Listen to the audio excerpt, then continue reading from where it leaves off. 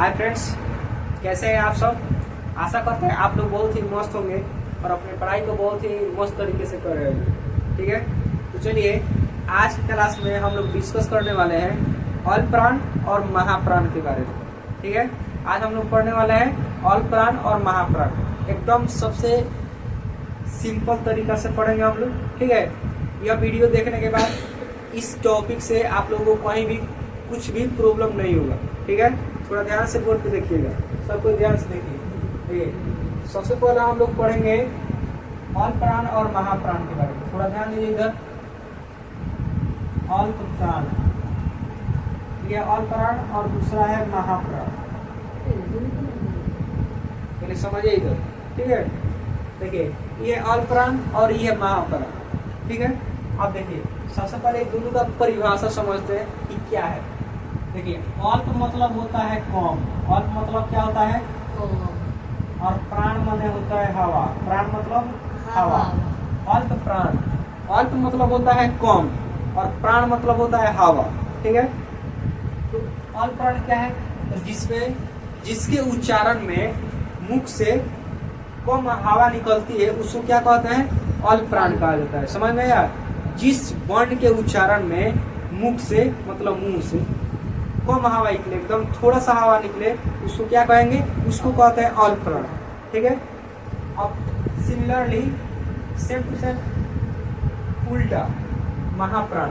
अब देखिए महाप्राण क्या है, महा मतलब होता है अधिक, महा मतलब अधिक और प्राण मतलब हवा। तो महा मतलब अधिक और प्राण मतलब हवा। तो जिसमें अधिक हवा निकले, कहाँ से, मुख से।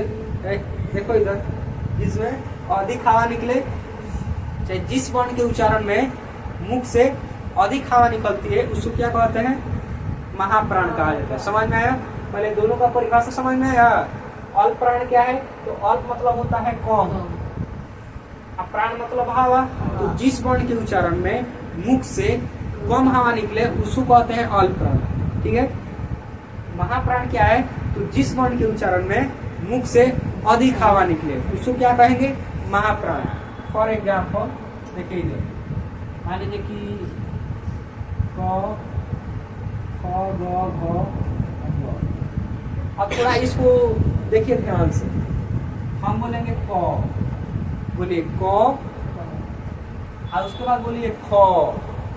अब बताइए दोनों में से कम हवा किससे निकल रहा है, क से। इसमें कम हवा निकल रहा है और इसमें अधिक निकल रहा है, इसमें कम निकल रहा है। तो देखिए क हो जाएगा आपका अल्प प्राण और ख हो जाएगा महाप्राण। उसी तरह देखिए ग, ग, घ।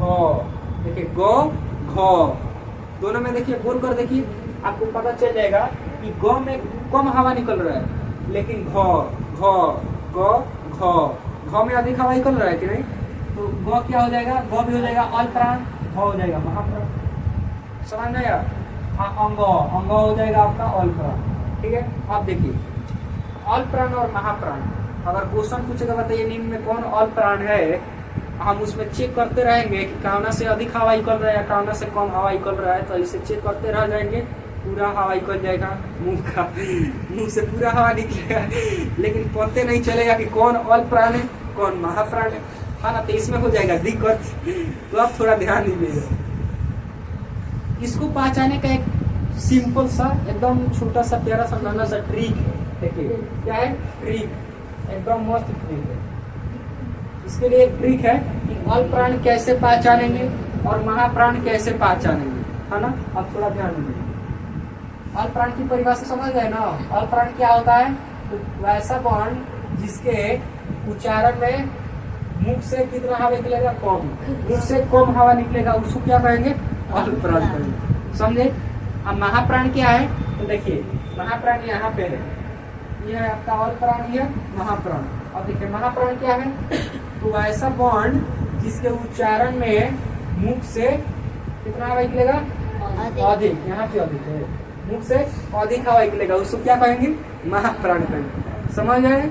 चलिए अब थोड़ा ट्रिक देख लीजिए इसका, कि ट्रिक क्या कह रहा है, अल्प प्राण पहचाने का ट्रिक। अब देख लीजिए प्रत्येक वर्ग का, यहाँ पे थोड़ा ध्यान दीजिए, प्रत्येक वर्ग का पहला वर्ण, तीसरा वर्ण और पांचवा वर्ण। पहला, तीसरा और पांचवा, ये होता है अल्प प्राण। समझ में आया? थोड़ा ध्यान दीजिए इधर। प्रत्येक वर्ग मतलब समझ में आता है? जैसे देखिए इधर सब ध्यान से समझेंगे। क वर्ग, क का वर्ग है, क का वर्ग है ना, इससे 5 को आता है कि नहीं? क, ख, ग, घ और ङ। उसी तरह च वर्ग, च वर्ग में क्या क्या आता है? च, छ, ज, झ और ञ। उसी तरह ट वर्ग, ट वर्ग में क्या आता है? ट, ठ, ड, ढ, ढ़। ठीक है, आगे देखिए। ट वर्ग, ट वर्ग में क्या क्या आता है? ट, ठ, ड, ढ और न।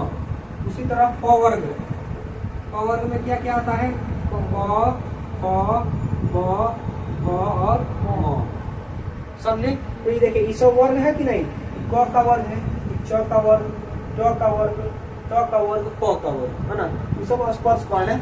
अब देखिए कह रहा है कि अल्पप्राण प्रत्येक वर्ग का पहला, तीसरा और पांचवा वर्ण होता है। प्रत्येक वर्ण का पहला, तीसरा और पांचवा। अब देखिए इसमें जो जो फर्स्ट में आया है 1 नंबर पे, 3 नंबर पे और 5 नंबर पे, मतलब 1, 3, 5, 1, 3, 5, ये क्या हो गया?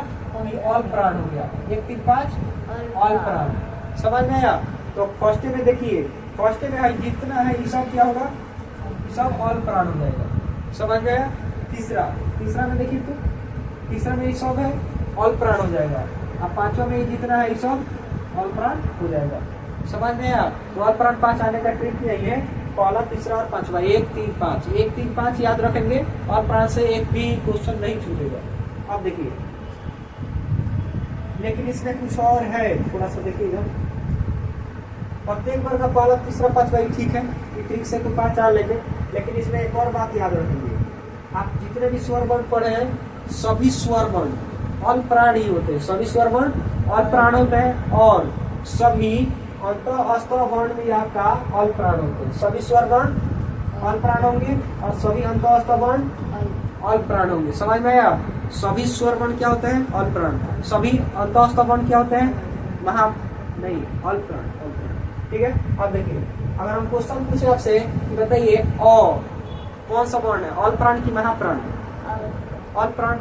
आ ऑल प्राण। हम पूछे कि य कौन सा वर्ण है? ऑल प्राण। नहीं पढ़े हैं? अभी तो पढ़े कि अंतःस्थ वर्ण ऑल प्राण होता है। तो अंतःस्थ वर्ण में आ जाएगा 4 के। ठीक है, यहाँ पे लिखिए। चलिए, अगर यहाँ पे लिखे अंतःस्थ वर्ण,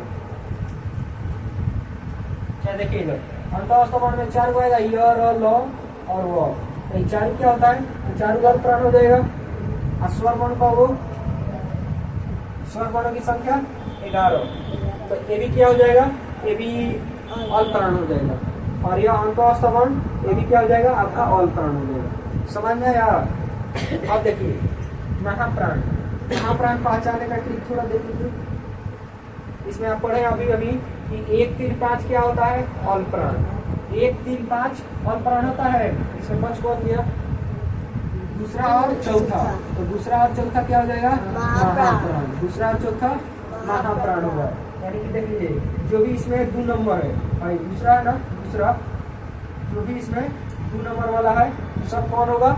महाप्राण। और जो भी 4 नंबर है, 4 नंबर यहाँ पे है ना, 4 नंबर, ये 4 नंबर जो भी है सब क्या हो जाएगा? महाप्राण हो जाएगा। तो महाप्राण 5 आने का क्या ट्रिक है? दूसरा और चौथा। प्रत्येक वर्ग का दूसरा और चौथा क्या होता है? महाप्राण होता है। और प्रत्येक वर्ग का पहला, तीसरा और पांचवा क्या होता है? ऑल प्राण होता है। समझे कि नहीं? तो देखिए यहाँ पे वही लिखे हैं, महाप्राण के पहचान में क्या लिखे हैं? प्रत्येक वर्ग का दूसरा और चौथा। प्रत्येक वर्ग का दूसरा और चौथा क्या होता है? महाप्राण होता है। समझे कि नहीं? ऑल प्राण और महाप्राण ये दोनों का परिभाषा याद रहे चाहे न रहे, लेकिन इसका ट्रिक जरूर याद रहना चाहिए कि इसको पहचानते कैसे। मतलब ऑल प्राण की पहचान क्या है? 1, 3 और 5। 1, 3, 5 ऑल प्राण। दूसरा और चौथा क्या होता है? महाप्राण। ठीक है, अब थोड़ा ध्यान दीजिए। ऑल प्राण में एक और बात आप सीखे कि सभी स्वर वर्ण, इधर थोड़ा देखिए, स्वर वर्ण क्या होता है, स्वर वर्ण अल्प प्राण होता है ना। उसके बाद अंतःस्थ वर्ण भी आपका क्या होंगे, अंतःस्थ वर्ण क्या हो जाएगा, अल्प प्राण हो जाएगा, है ना। अब देखिए महाप्राण में दूसरा चौथा महाप्राण होगा। इसमें एक और चीज आ जाता है ऊष्म वर्ण। ऊष्म वर्ण तो पढ़े हैं, ऊष्म वर्ण पढ़े ना, ऊष्म वर्ण भी क्या हो जाएगा आपका महाप्राण हो जाता है। ऊष्म वर्ण में तलाग्नस, मूर्धन्स, दंश और ह, ये चार होता है ना ऊष्म वर्ण। तो सभी ऊष्म वर्ण क्या होते हैं, महाप्राण। सभी स्वर वर्ण क्या होते हैं, अल्प प्राण। सभी अंतःस्थ वर्ण अल्प प्राण। 1, 3, 5 किसका ट्रिक है, अल्प प्राण का। महाप्राण कैसे पहचानते हैं, तो दूसरा और चौथा वर्ण, प्रत्येक वर्ण का दूसरा और चौथा। ये समझ में आ गया सब, देखिए तो पूरा जितना भी लिखा है सब समझा दिए, है ना। इसमें आप कहीं भी दिक्कत नहीं होगा। चलिए हम लोग थोड़ा सा शॉर्ट रिवीजन करते हैं। अल्प प्राण क्या है, अल्प प्राण क्या है, तो जिसमें मुख से कम हवा निकले, माने जिस वर्ण के उच्चारण में मुख से कम हवा निकले उसको क्या करेंगे, उसको कहेंगे अल्प प्राण। ठीक है, इसका ट्रिक है 1, 3, 5, 1, 3, 5, 1, 3, 5 क्या होता है, अल्प प्राण होता है। दूसरा पॉइंट है स्वर वर्ण। सभी स्वर वर्ण अल्प प्राण होते हैं, सभी अंतःस्थ वर्ण अल्प प्राण होते हैं। समझ में आ गया। महाप्राण, महाप्राण क्या है, तो जिस वर्ण के उच्चारण में मुख से अधिक हवा निकले, अधिक, जिस वर्ण के उच्चारण मुख से अधिक हवा निकलते हैं उसको क्या कहते हैं, महाप्राण कहते हैं। इसका पहचान क्या है, दूसरा और चौथा वर्ण क्या होता है, महाप्राण होता है। इसमें एक और था ऊष्म वर्ण। ऊष्म वर्ण में क्या होता है, महाप्राण होता है। समझ में आया, यहाँ तक क्लियर है ना। देखिए अल्प प्राण क्या है, इसका पहचान सब कुछ हो गया। चलिए आई थिंक आप लोग इसको समझे होंगे। फिर मिलते हैं छोटे से ब्रेक के बाद, तब तक के लिए जय हिंद, जय भारत।